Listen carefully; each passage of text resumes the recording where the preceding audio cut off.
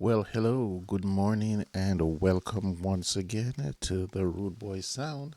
I am the Rude Boy, DJ Paul, and this is the Spurs Sound Off.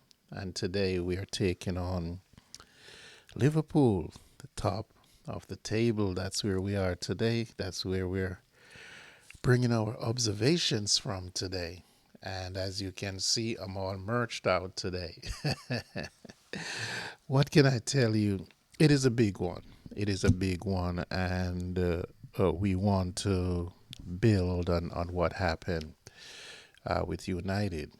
And so, not to get back into United, but just to say the most important thing of all sounds like a Christmas jingle is that we had the win. And so let's take a dive into the possibility of what we're going to put out there. I'm going to try and make this video very, very short. Under 15 minutes will do me well if I can just put the points together real fast. And we're not going to get into whose fault, tactics, Daniel leaving the club, all of that good stuff. We're not getting into that today. We're just going to lay it out a possibility of who we want to see start. And I'm not going to give the lineup or possible lineup for Liverpool. I just want to concentrate on Spurs per se. But if I may indulge just a little, is to say that when you have Mo Salah and Diaz and the crew that they have over there and Gatpo, all of that adds up to a world of trouble for any team. And so I don't care who is out for them, who is not well. Gravenbach is playing real well. I like him. I always like Gravenbach, just to be honest with you. Just the way I like Kudus from uh, West Ham before he went over there. I was hoping and wishing that he would have signed one of them. But Gravenbach, who is an attacking midfielder by trade, I think Slot find a home for him. Having what's his name, McAllister, up top. So he needed a holder, and so he did a good job finding somewhere for him. The back line, I think the back line can be tested. Over the top with Solanke, I think Solanke can go stride for stride with Van Dyke, and so we need to test that. I know that just from watching Dragusin, I know he has that pass over the top, so hopefully we can utilize that. I'm not sure what Gray does as a defender supporting the offense, so I don't have much to say as far as that is concerned. The team itself, let's just dive over and look at the team. And I want to say that for potency, that um, Liverpool carries, that will go back to that 4-2-1-3. I like it. I like it, and that will mean that Brennan Johnson will be on the bench. And so we will go with Kulusevski at the right flank. If I start up front with Kulusevski, yes, at the right flank, and then we'll go with obvious Solanke in the middle and Son at the number 10 spot. We will definitely go with I'm getting myself in trouble here. If Kulusevski goes there, then we have Madison at the 10, and then we'll bring in Sar and Bissouma as the two holding midfielders. No, I'm not getting myself in trouble. I get a little brain log right there. But I'll go back over why I am picking the team the way it is, and I think I have the pit in my stomach that Spence is going to start at a left fullback. I feel that, and then you're going to have Gray to the left, Dragusin to the right, and then Pedro Paro out wide. Now, why do I select the team that way, or why am I laying out the team that way? Let me start it from the back with Fraser Foster in goal. We don't have no choice. in terms of the team that we're going to pick for starters. We don't have the players to cover for those who are out. And so we're going to start with Fraser Foster in goal because that's the only option we have. As a matter of fact, we have only options right now for the starting 11 unless there's some injuries that will pop up. So let's just run through it one more time. Fraser Foster definitely in goal. Bringing back Pedro Porro, you'll be on the right. Dragosian will be the right center back, and Gray on left. I'm rooting for Spence. That will be my change over there and sit Udogi some more and make way for Spence. I'm not going to go out on a limb on that one, but that would have been my choice to help pin Salah.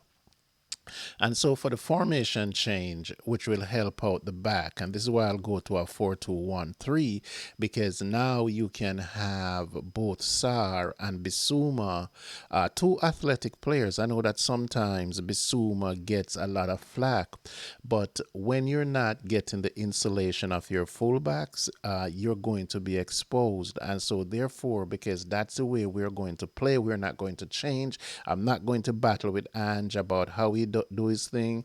I'm going to accept that this is the way he wants to play. Even if he goes with Destiny, I think the way he plays is still going to be the same. And therefore, I will go with a 4-2-1-3 with Sar and Bissouma Manning. What that does, it gives some insulation to, especially to Gray, to help Gray out. You're gonna have speed of Spence on the left side, and then you're going to have the athleticism of Sar and Bissouma there to protect the back line. So that will make the back line stronger in terms of how we set up. How we play is another matter. And so that is always going to be my fight with Ange, is that even though we set up in that formation, we don't necessarily play in the formation, because the formation is supposed to give you strength. It's supposed to give you flexibility up front, because now we're going to go with Madison at the number 10. That's a skill spot. And then Kulusevski, pardon me, outright, and Son on the left. That's a very darn good team with Solanke in the middle. I think we can get out and run. And so what I saw from Kulusevski encourages me that we can have Porro going down the right side. We can have Spence, who definitely doesn't go all the way down but cuts inside.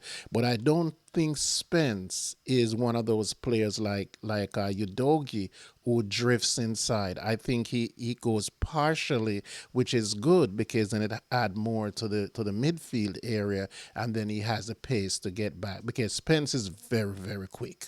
There's no doubt that he's quick, and is decisive in his pass rather than bouncing it around the way Paro and the way Destiny bounced the ball around. I think he's looking for that long pass, some diagonal pass, to release the forward. You see the goal that Solanke scored. He was surrounded, and he found Solanke right through the middle against United. So you look at those things and you said, those are the factors. And if you flip the other side and you go to Paro, you notice that when the shot from which Solanke scored, Paro was inside, and so therefore you want him to take up that spot. So if you have only the number 10, then there's enough space for him to come down and go inside, while Kulusevski will stay outside to hold the width. So as long as we're playing in those areas, we're not just pushing up the fullbacks for the sake of it,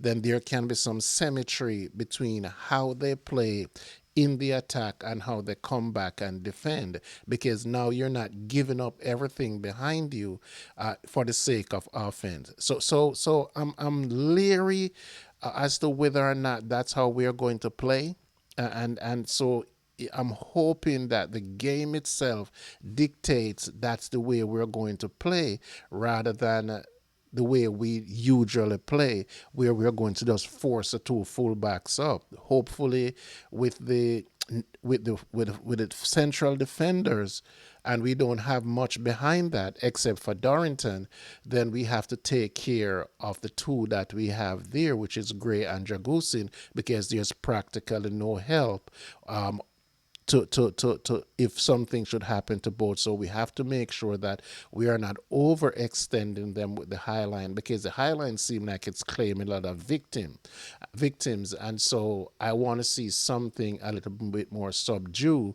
in how we play that high line, and you don't want to expose yourself too much to Liverpool. If we are scoring and Allison is back, a better goalkeeper. They have two real good goalkeepers, by the way, but they can be breached. They definitely can be breached. Alexander Arnold, not good at defender, and so we can attack him. We can definitely attack Arnold. We can pin him back and make sure that we make him make a decision. We have to contain Jones.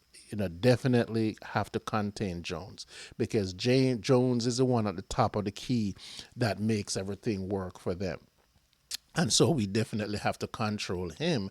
And so you're going to need Kulusevski to come inside and help out with the midfield if we're going to go to a 4-2-1-3. And so if Power is going to come up and Spence, who I want to start, is going to come up, they have to come inside. Now, the danger to that is that you have Diaz on the outside and you have Salah on the outside. And so you have to pick your poison. Do you sit in?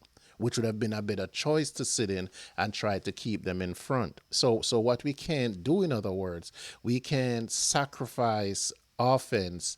We can sacrifice the defense for the offense. I think we have to get to the point wherein we have to decide that, you know what, on the count on when we're countered, we have to be able to get five behind the ball and six, and that's no two-way behind it, because once your midfielders start coming down, that is why I prefer the 4-2-1-3, because the proximity of those two holding midfielders now means that the fullbacks can hold their position and they don't have to start on the 18 yards, which we saw happening against Chelsea. So as a scout, that's the first thing I would have pointed out, is that we're beaten if you're starting with two burners holding the flanks, and we're starting at the 18 yard. That can't be a good tactics to employ. And so I'm looking forward to see some changes, even in the attitude of how we defend. And I'm not saying that we should be defensive. I'm just saying that as defenders, you want a scheme that is going to say that we're putting in the effort to make sure that we keep the ball in front. Because the thing with it is that once these two players go down, the touchline is very, very difficult to contain Salah, especially coming back on the inside. Very, very difficult. And you have Elliott coming through. You have Gatpo, which I think you probably start Gatpo over Diaz, if I'm not mistaken. And then it's probably going to go with Nunes through the middle. But in any event, it doesn't matter what they're doing. What they're doing is that we need to play a structured 4-2-1-3 with the midfielders helping to support the backline, because the backline itself is weak in the sense that we don't have enough manpower and we have a young kid there that we need to protect. So, like I said, I would rather see the fullbacks holding in a little bit longer with the two holding midfielder, and then we'll take whatever we get on the offense, because it's a mindset. The mindset is there for the offense, right? And a lack thereof on the defense, if we want to be truthful. So it's really a tape of two tails when it comes on to how we play offense and how we play defense, and that has to start change. We're at the point in the season now where we know where we are and know what we should be doing. So that should be the case. I'm out of here. I'll see you later. Let's go, Spurs.